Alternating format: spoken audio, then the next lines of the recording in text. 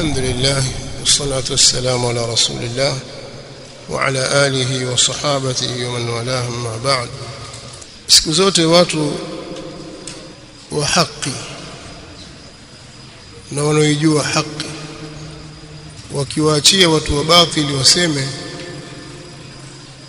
na wao wakaikimia, uwanja uache kwa watu wa batili, basi batili itafanywa kuwa ni haki na haki kuwa ni batili. Kwa siku hizi tunazopitia kwenye matukio haya ambayo yanaendelea huko Mashariki ya Kati, vita vya Marekani wakiwa pamoja na wazayuni walowezi madhalimu wale wakishirikiana pamoja kumpiga mshia Muirani kwa sababu ya kupishana kwao kwenye maslahi yao. Jambo hili lilipokuwa likiendelea, kumejitokeza watu wengi wa kuzungumza, wakazitumia aya, hadithi, wengine wakatumia tu maneno yao katika kuponda upande mmoja na kuukejeli, hasa upande wa ahli sunnah wal jamaa, wa upande wa kimadhhab au upande wa Waarabu, kama ikiwa ni upande wa kikabila. Na vidole vingi vinaonyeshwa kwa Waarabu, na wengine wanasema wazi kabisa kwamba hawa Waarabu ni wanafiki, hawa Waarabu ni vibaraka,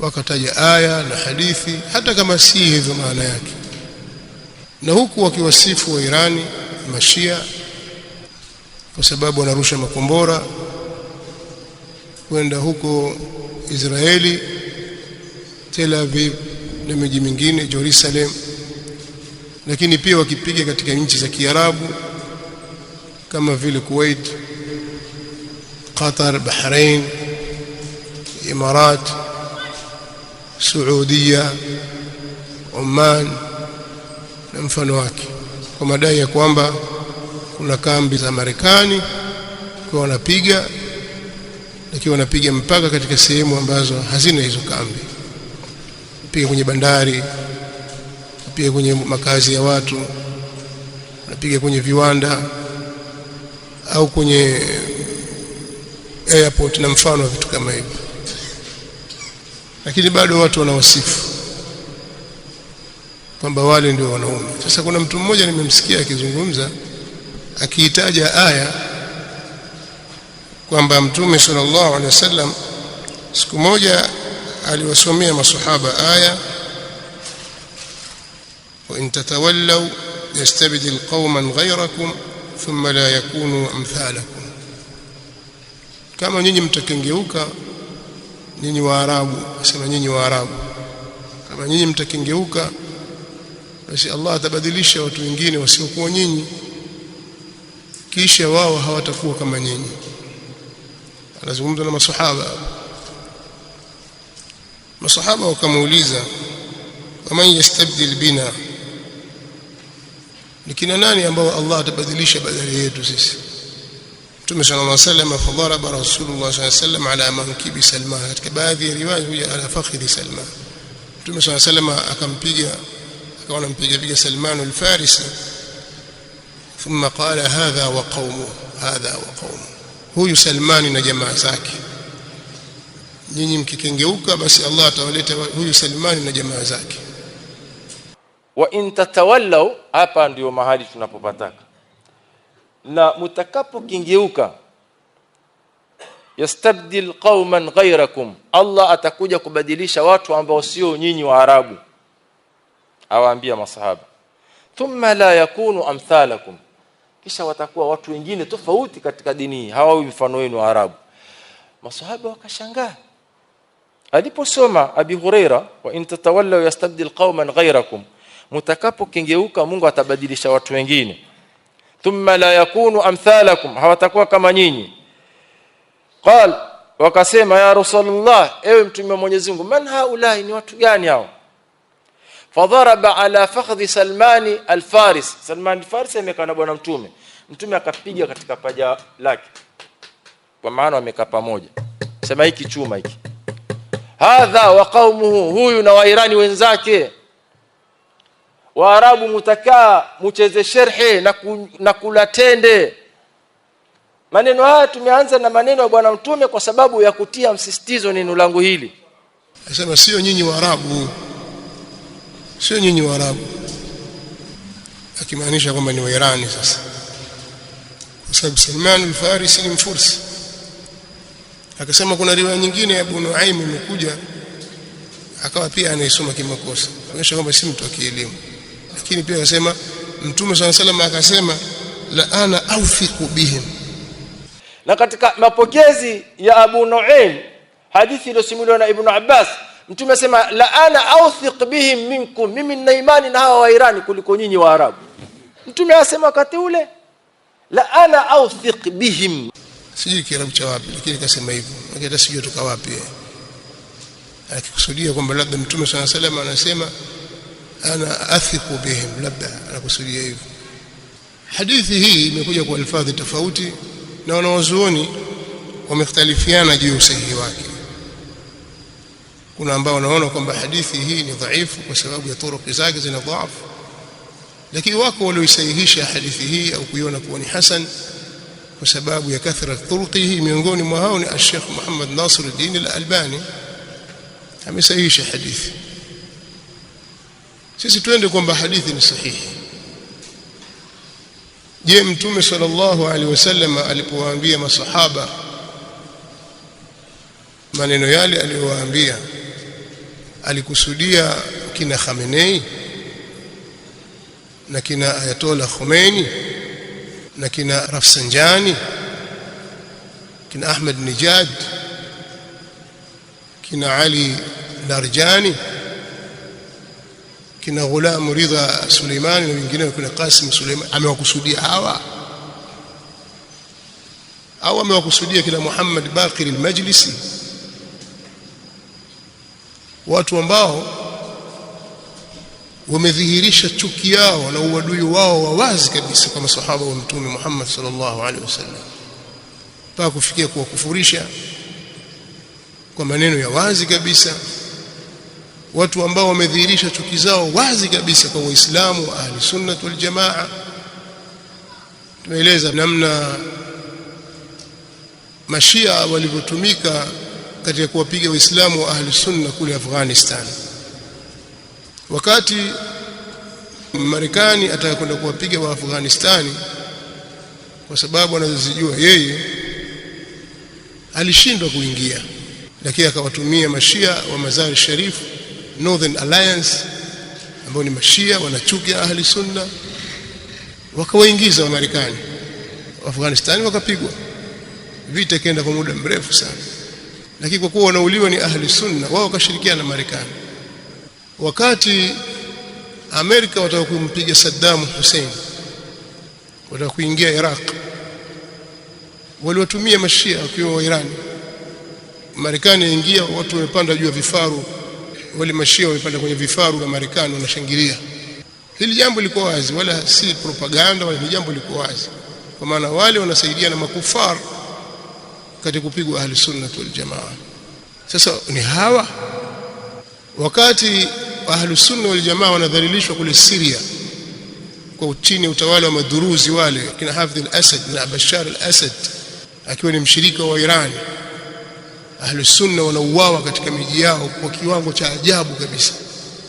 Tahjiri, watu wanahamishwa katika miji yao, wengine wanakimbia nchi. Ndani ya kipindi cha vuguvugu lile kuliuawa zaidi ya watu 500,000 katika Ahli Sunnah kule Syria, wakishirikiana na Iran. Walipotaka kumpindua Asad, waliokwenda kumuita mrasha mkafiri ni Wairani, na washirika wao wakashirikiana kuwapiga Ahli Sunna.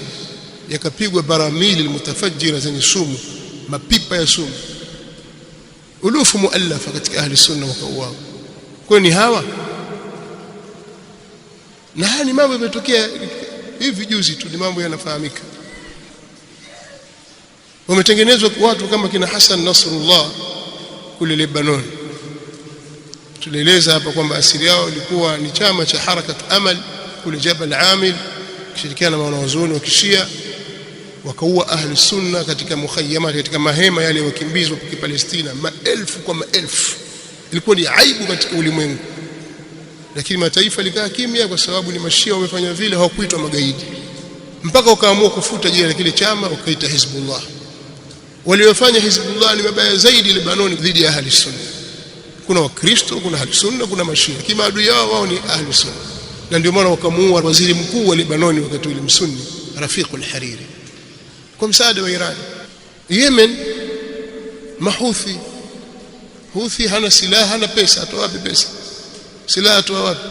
Anapewa na Wafursi mashia ili wawaue ahli sunna wal jamaa, na wamewaua kikweli kweli, wamewaua sana huko Damaj, Kitafu, Saada, Umran, wakaja mpaka Janubi huko kusini, watakumpindua Rais Abdurrabbi Mansur Hadi, mambo kama hayo yanapita. Na mpaka leo hii kuna mikoa wanaizingira mahouthi, wanaua ahli sunna. Kwa mnakusudia hawa kwamba hawa watu watakaobadilisha ni hawa wanaua ahli sunna, hawa wanaotukana masahaba wake wa Mtume sallallahu alaihi wa alihi wasallam? Al-Farisi ni jina la eneo kubwa sana hapo katikati, kuanzia Irani mpaka Pakistani mpaka sehemu za Afghanistan na Asia Sughra, yote zamani kukiitwa Faris. Ilikuwa kiitwa Faris. Faris sio kwamba ni Irani peke yake. Kwanza jina Irani limekuja kwanza 1935 alipokuja Shah Reza Pahlavi, lakini kizungana Faris na ni mukata mkubwa. Sasa mimi niambieni kwamba Faris wametoka wanaozuoni wangapi wa ahli sunna wal jamaa? Katika wanaozuoni wakubwa kabisa wa tafsiri al-Imam al-Baghawi muhyi sunna atoka Faris, kina Zamakhshari ni Farisi Jarullah. Katika wanaozuoni wakubwa wa hadithi ni al-Imam al-Bukhari Muhammad bin Ismaila, kadhalika al-Imam Abu Daud as-Sijistani Suleiman bin al-Ash'ath, kadhalika al-Imam Muhammad bin Yazid al-Qazwini, na kabla yake al-Imam Abu Isa at-Tirmidhi. Wote hawa kutoka huko. Al-Imam Abu Abdullah al-Hakim an-Naisaburi, Muslim yeye ni Mwarabu lakini atoka maeneo haya, al-Qushairi yule an-Naisaburi. Katika wanazuoni wa lugha ni wa Amr bin Uthman bin Qambara Sibawayhi ibn al-Muqaffa, wanamuita Badi'u az-Zaman al-Hamadani. Hao wanazuoni wakubwa wa lugha al-adab, muhaddithuna hadith wala haraj. Fuqaha wanasema Abu Hanifa pia ni mtu asili ya huko. Al-Layth bin Sa'd pamoja na kwamba kazaliwa Masri ni imamu mkubwa, wanasema alikuwa ni mwanazuoni mkubwa kushinda Malik. Hakupata wanafunzi wa kueneza madhhabu yake, lakini asili yake ni Faris, bali hata Abu Hanifa wanasema hivi. Sasa kwa nini wasiwe hao? Wataje kina Muhammad Baqir al-Majlisi, wakina Ali Khamenei, kwamba hao ndio hawa, sio hawa na ahli sunna. Kina al-Imam al-Baihaqi, uwezo kataja umma katika maimamu katika karne nyingi tu kutoka imma ahli sunna wal jamaa ndani ya miji ya Faris. Al-Hadhba al-Farisiyya ni mukata mkubwa ambao unakusanya Irani ya leo na sehemu katika Afghanistan na sehemu katika Pakistan na sehemu katika Asia Sughra, hizo Kazakhstan na sehemu nyingine, yote ilikuwa ni Faris. Kufanya kwamba Irani tena hawa, hasha wakala, hawezi kuwa ati Khamenei ndio huyu ndio jamaa zake, ndio jamaa zake Salman al-Farisi, sio hao. Hao ni munharifun. Kwa hiyo watu kutumia maneno haya na lugha kama hizi za kutaka kuwapamba hawa wa Irani kwa sababu tu apigana na Muisraeli ni kwenda kinyume na kuzikosea nusus za kisheria. Lazima tuangalie hawa watu historia zao wakoje. Ndio hao wanaandika vitabu kuwatukana masahaba, vitabu vya Kiswahili viandikwa kabisa. Si hao kina Mayunga waandika vitabu vinachapishwa huko Qum vya Kiswahili, vipo vimejaa vya kuwatusi masahaba wa Mtume sallallahu alaihi wasallam na wake wa Mtume sallallahu alaihi wasallam. Mbona watu hawana haya namna hii? Hizi dinari na dirhamu hizi zitaumiza watu sana. Alafu washambulia sio wenyewe Arabu. Kama Arabu hawana dini kabisa, hawana chochote, kwa hiyo wamelitoa sasa Mfursi sasa. Kwani huko Irani hakuna Wafursi wa ahli sunna? Wapo. Kifuatilia utajua hizo habari. Waliingiaje mashia? Ukisoma historia kwamba ushia uliingiaje utajua kwamba sio hao. tumeeleza Shah Ismail Safavi alivyoingia Irani, ameingia katika kuingiza ushia kwa mabavu, ameua kwa kiwango cha kutisha kabisa kwa ahli sunna wal jamaa. Wewe wajua kwamba alifika mahali Shah Safavi aliwaua ahli sunna na jeshi lake. Imamu yuko juu ya mimbar, aambiwa mtukani Abu Bakar na Umar na Uthman na Aisha na Hafsa, watukani na uwalani. Sema siwezi kufanya hivyo. Akaamrisha wanajeshi wale wakamchinja, akakatwakatwa, akapikwa, akawaambia watu wamle. Vitabu historia vimeandika. Ndio hao kadhabuna, wallahi hawezi kuwa. Sasa hivi tunachosema kwamba Allah sallata Allahu dhalimina bidhalimin, hilo ndio jambo kubwa. Allah amewasaliti madhalimu kwa madhalimu wenzao. Sisi tuangalia, tutawaombea dua. Nasallallahu ta'ala al-afiyah wassalam. Naam.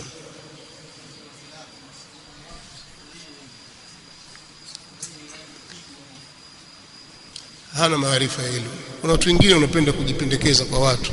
Tutasemaje kwamba msifurahie bwana? Tusifurahi kwa lipi? Kwa sababu zipi? Sisi tunawala na Shia. Wao la yarkubuna fi mu'minin illa wala dhimma. Wakipata fursa ya kuwaua ahli sunna wanawaua. Mambo yako wazi. Mbona ulimwengu uko wazi? Sasa tuifanya tujitoa akili. Mambo yako wazi. Nataka kuambia jambo moja. Mwaka 87 na alhamdulillah lile jambo lilitokea katika kipindi cha hija. Kamera zile zilichukua lile jambo, tukio zima. Kwanza wakija mahujaji wa Kiirani kutoka Irani, wakija wanakuja na mapicha ya Khomeini, wafanya maandamano, wafanya fujo. Sasa kuna mwaka waliamua wafanye maandamano, watoka Mina wanakuja na maandamano makubwa. Jambo la ajabu, wakawa wanawadunga wale askari visu, wanachoma mapikipiki yao, magari, mpaka tokea fujo sana, mpaka wakalazimika mahujaji wa nchi nyingine kutoka Afrika, kutoka mbona hawa wanaua watu wa askari, wakaingilia kati, mapigano yakaanza.